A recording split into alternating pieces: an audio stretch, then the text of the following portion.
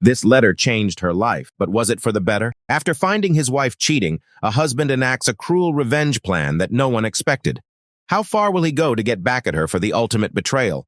Click now like button and subscribe to find out the shocking details of the twists and turns in this story of infidelity and vengeance. No one expected this. Dear April, if you are reading this, it means you have come to visit your parent and found that we no longer have a home of our own. In the envelope is the key to the safe on Green Street, where your clothes and personal belongings are kept.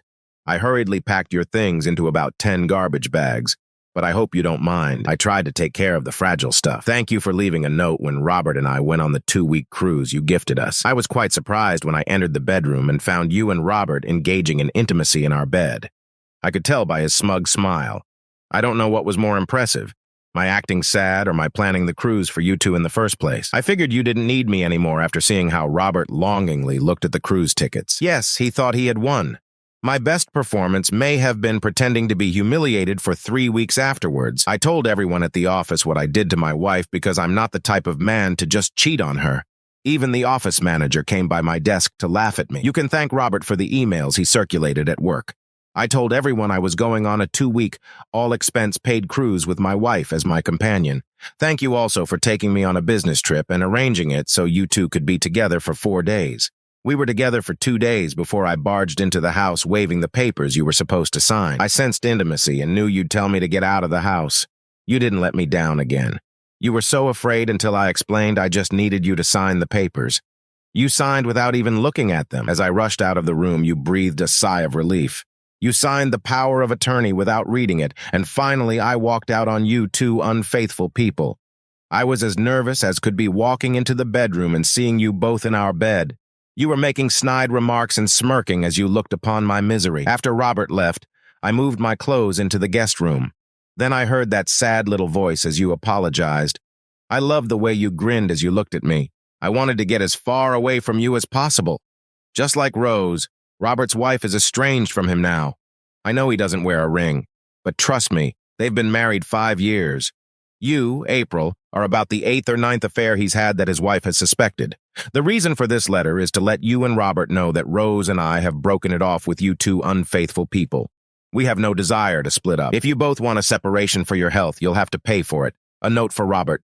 If he finds out Rose sublet their apartment, he'll surely call you. Unlike me, she donated all his clothes to the second-hand store.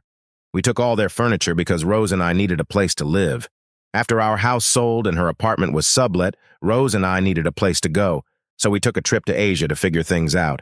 Rose emptied her bank account but kept her credit cards. We had no money. Tell Robert that while you two were away, Rose and I spent a week in Asia.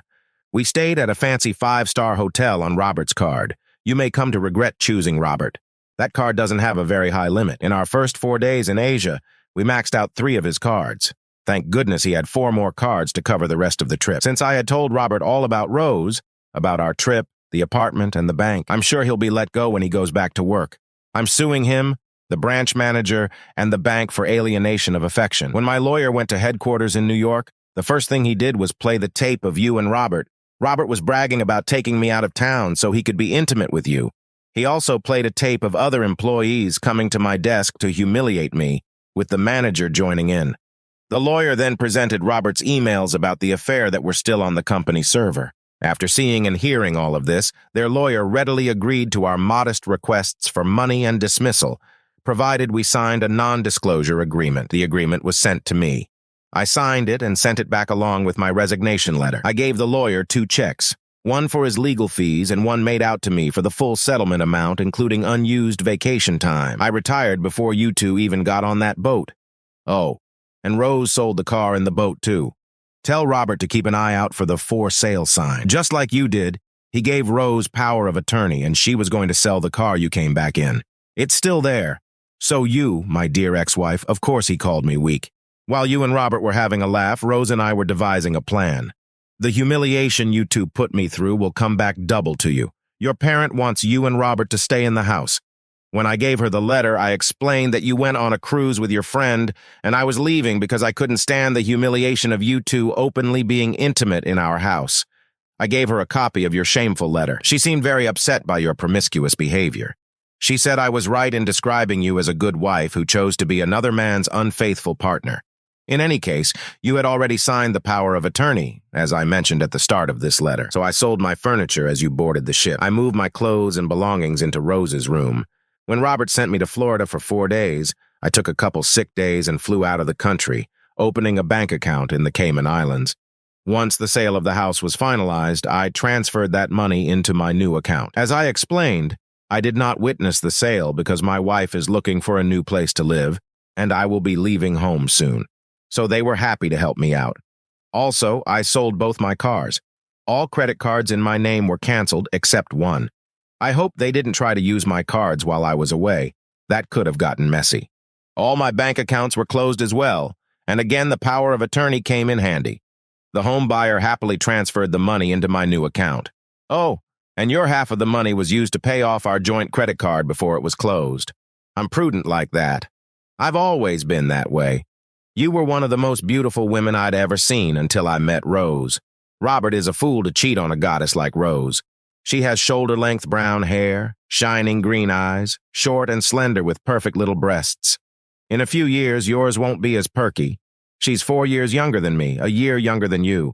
So while Robert has your mature self, I'll have a younger companion. When we were in Asia, men looked at me with envy as she walked holding my hand. At night when we danced, all eyes were on us. The stars watched as we were intimate every night. Rose and I still haven't decided where we'll live. With our money, we don't need to work anymore.